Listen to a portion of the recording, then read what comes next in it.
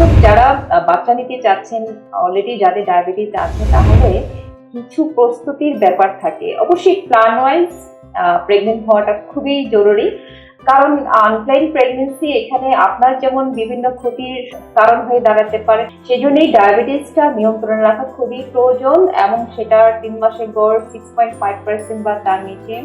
আর কি মেডিসিন পাচ্ছেন সেটা গর্ভাবস্থায় নিরাপদ কিনা সেটা ঠিক করা, কি ইনসুলিন পাচ্ছেন যেটা গর্ভাবস্থায় নিলেও সমস্যা হবে না সেটাও পরিবর্তন করা বা সমন্বয় করা ডোজটা।